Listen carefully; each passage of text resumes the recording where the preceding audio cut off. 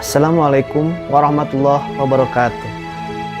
Pertemuan kali ini akan membahas Pancasila sebagai sistem etika. Dalam benak kita pasti bertanya, mengapa mahasiswa harus memahami Pancasila sebagai sistem etika?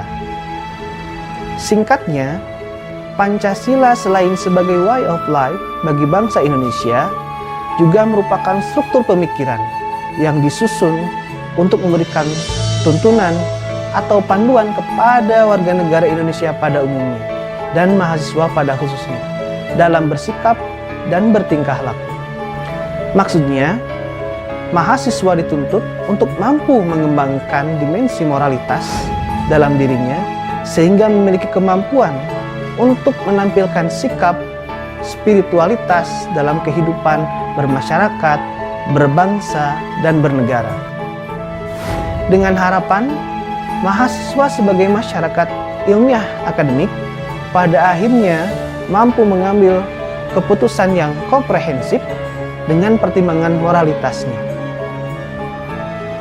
Berangkat dari argumen tersebut, mahasiswa perlu memahami bahwa Pancasila bukan hanya sebagai jargon atau teks yang dibaca saat upacara saja. Lebih dari itu, Pancasila merupakan moral guidance yang harus diaktualisasikan dalam tindakan nyata ke dalam keputusan tindakan sehingga mampu mencerminkan pribadi yang soleh, utuh, berwawasan moral akademis. Para mahasiswa yang budiman, Arsibam mengungkapkan, maksimalkan kebaikan, minimalkan keburukan. Maksudnya, baik dan buruk itu akan selalu ada dalam kehidupan manusia. Maksudnya, godaan untuk melakukan perbuatan buruk itu akan selalu muncul tanpa memandang siapa orang tersebut.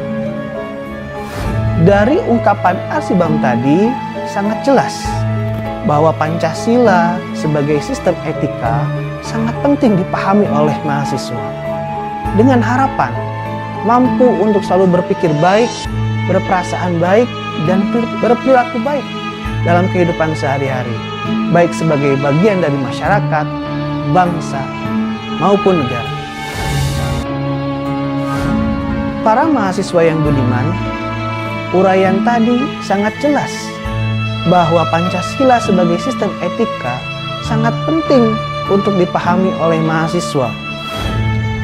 Terdapat dua istilah yang menunjukkan pemahaman terhadap konsep Pancasila sebagai sistem etika, yakni etika dan etiket. Etika berarti moral, sedangkan etiket lebih mengacu pada pengertian sopan santun, adat istiadat.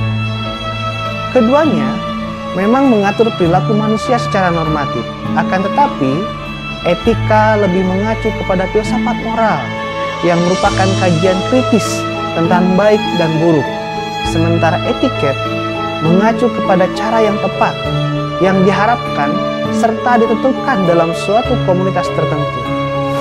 Contoh dalam etika, parkir sembarangan merupakan pelanggaran moral. Tidak penting apakah seseorang itu parkir di sebelah kanan atau di sebelah kiri.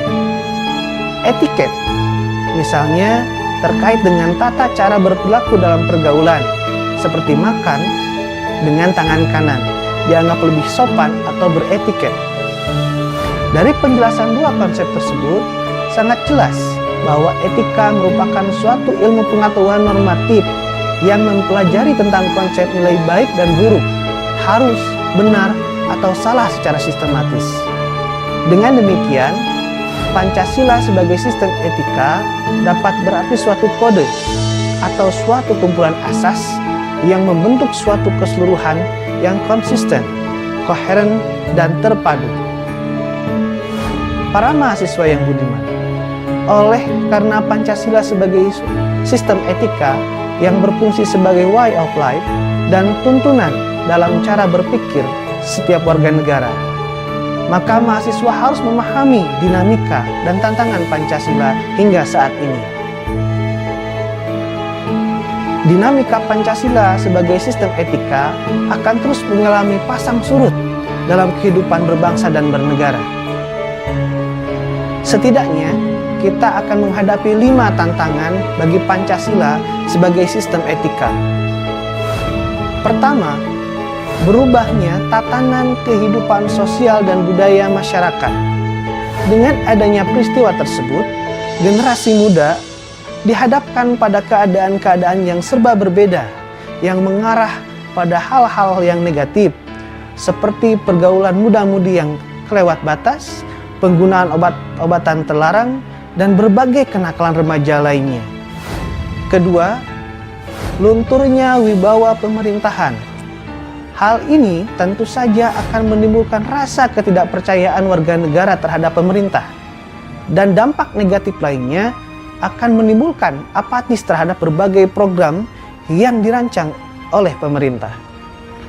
Ketiga, munculnya konsep ekonomi liberal dan kapitalisme, sehingga menimbulkan dampak ketimpangan dalam kehidupan masyarakat yang mampu memunculkan keresahan dengan meningkatnya kejahatan dan kriminalitas karena ketimpangan ekonomi yang sangat jauh. Keempat, penegakan hukum yang tidak menjunjung tinggi nilai-nilai keadilan. Hal ini akan memunculkan kehidupan yang tidak taat hukum, mudahnya aparat hukum untuk dibeli dan jual beli pasal. Akibatnya, hukum akan dipandang berat sebelah dan memunculkan perilaku main hakim sendiri. Kelima, pemanfaatan perkembangan ilmu pengetahuan dan teknologi untuk hal-hal yang negatif. Dampak dari penyimpangan ini dapat dilihat dari munculnya hacker, penipuan melalui SMS atau media sosial, bullying di media sosial, dan saling hujat. Dari semua uraian di atas, maka Pancasila sebagai sistem etika harus dijadikan tuntunan, sehingga akan tercipta suatu tatanan kehidupan yang tertib, aman, dan sejahtera. Oleh karena munculnya perilaku kehidupan yang jauh dari nilai-nilai Pancasila, yaitu adanya ketidakmampuan warga negara untuk memaknai Pancasila dalam kehidupan praktis, sehingga memunculkan cara berpikir dan cara berperilaku yang tidak mencerminkan jiwa Pancasila. Demikianlah perkuliahan kita kali ini. Sampai jumpa lagi pada pertemuan yang akan datang.